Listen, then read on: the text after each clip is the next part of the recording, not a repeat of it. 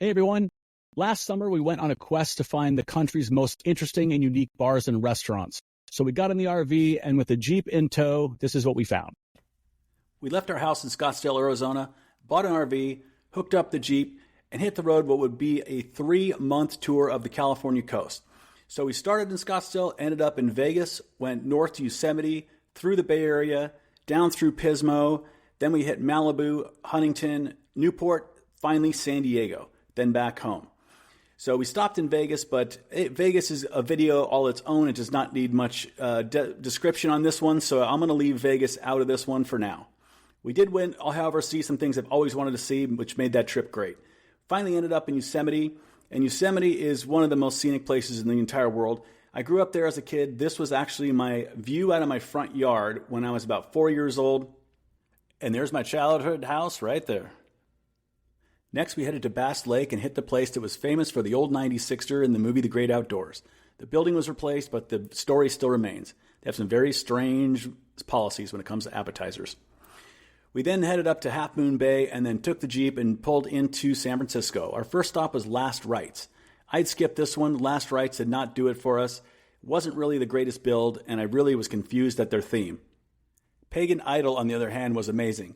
We went there in the daytime, so it wasn't really the same experience you'd get at night. There wasn't very many people there because of that, but it was a great place. The build out was amazing. You'll never get bored at exploring the different rooms and different areas they had here. The drinks were amazing. The drinks were very strong, and this is a place we would definitely go back, probably during the nighttime, so we can check out all the different areas they've had. They have a bunch of private rooms if that's your thing, and this place was definitely fun. I'd go back for sure. Then we were on to Smuggler's Cove. This is my top pick for build-outs at a tiki bar in San Francisco. I wish I had more pictures, but it was amazing. It's built on several floors, each one more interesting than the next. We headed over to San Jose and visited our friends at Cafe Rosalina, Rosie's New York Pizza, and Park Station Hatchery, all worth a shot. We rolled into Pismo on fumes and definitely paid the price by not thinking ahead and not getting gas at the place that was $6.65 a gallon. Lesson learned. Pismo was not really our thing, but they let you drive on the beach, which is pretty cool, but the speed limit is 25 miles an hour, so there's that. We did, however, hit a wine tasting up by San Luis Obispo, which was amazing. We headed south to Malibu, and I'm not going to go into the restaurants and bars in LA because that's, again, an entire video of its own. We had fun with some friends in town, and we hit West Hollywood. On from there, we hit Newport Beach. We were there for a week or two and saw some really interesting stuff, aside from bars and restaurants. But Newport is a very interesting town, and please go check it out. It has some great entertainment, nightlife, police, vehicles, everything. We took the Jeep across the ferry and went from Lido into the peninsula, where we stopped and had a quick one at Nobu. It was okay, it's Nobu. We had another quick one at Javier's in Newport, which was all right. We really ended up at Blackie's, which is our favorite. Blackie's is a dive bar right on the boardwalk, which is amazing, and they even let Chihuahuas possessed by Satan in. On from that, we went to Royal Hawaiian, which is actually in Laguna. This place was great. It used to be open a long time ago. It closed down for a time, but now it's back and better than ever. We loved Royal Hawaiian to the point of we went back once, we went back twice. All right, we went back 3 separate times, and it was amazing each time, so please give it a shot.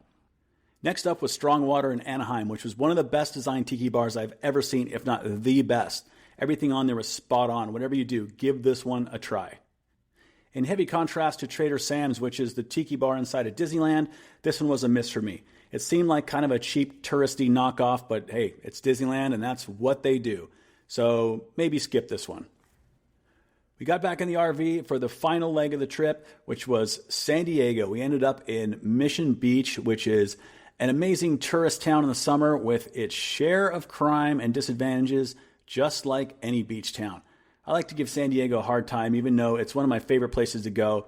And compared to LA, it's a very clean spot despite all what you may see driving by the boardwalk on your bike at any given day. So enough about the negative things about San Diego. It's actually a very fun place to visit. We did the touristy thing and caught a boat tour through the harbor. Of course, we did the tiki tour where they let you have a drink on the boat. It was really fun.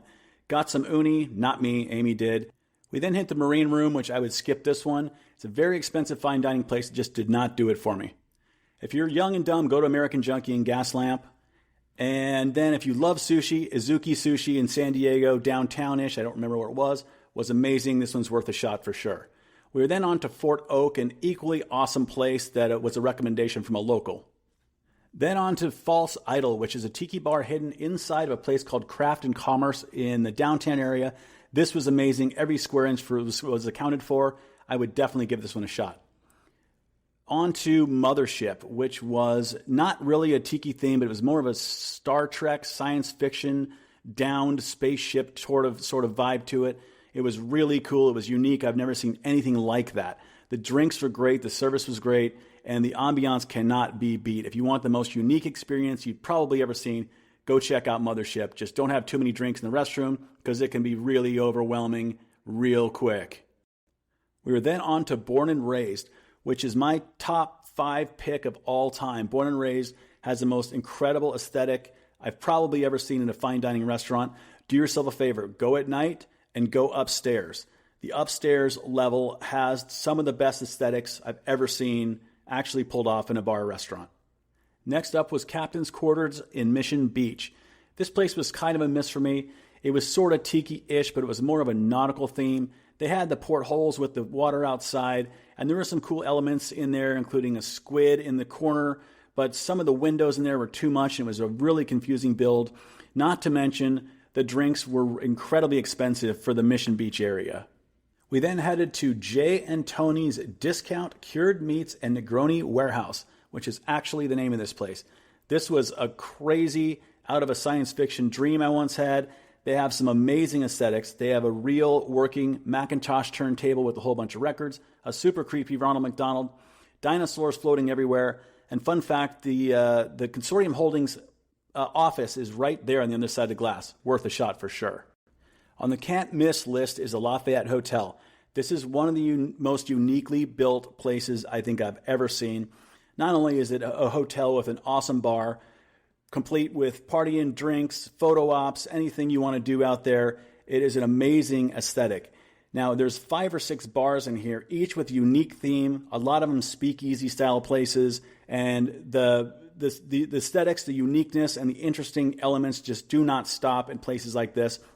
They've really thought of everything from the speakeasy style stuff, game rooms. It even has a bowling alley inside of it. So they did not miss anything when it comes to fun.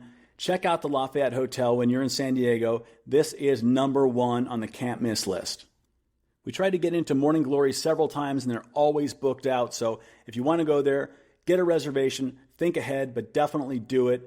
Morning Glory was worth a visit. Again, it's Consortium Holdings, so they have some of the most amazing aesthetics, the best menu designs, everything visual you could imagine. Consortium Holdings does it right, and this is no exception. This place has a vending machine for Moet splits. It's got one of the most unique dining rooms I've ever seen. So for breakfast, Morning Glory is it for sure. On a recommendation from a local, we checked out Raised by Wolves up by La Jolla.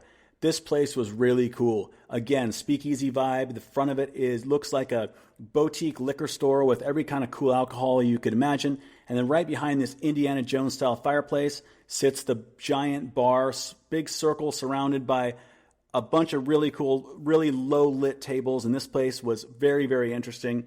Again, Consortium Holdings, not one detail has been missed in this place. By all means, put Raised by Wolves on your list. The Realm of 52 Remedies was one of the most unique places I've been. I know I say that a lot, but this one may be the top 3. Every single detail was thought of here. This place was really cool. It was an Asian theme. They had old traditional Asian movies being projected on the wall next to the bar. And really, some of the most unique, some of the best tasting drinks I've ever had. Seneca Trattoria, if I'm saying that correctly. Again, one of the most attractive restaurants and bars. It's on the top story of a big high-rise in downtown San Diego. It is worth a shot during the daytime and during the nighttime. It looks amazing. Both instances, we went for lunch. We checked the place out. Not a lot of people there because it was lunchtime. It's more of a dinner spot. So go check out the San Diego skyline. Definitely come back at night for drinks. It's a whole different experience. The lighting is perfect. The drinks are great, and you have the most amazing skyline view of downtown San Diego. Whatever you do, put this one on your list as well. I hope you've enjoyed our list of the most unique and interesting bars and restaurants in California. Let us know where we should hit up next.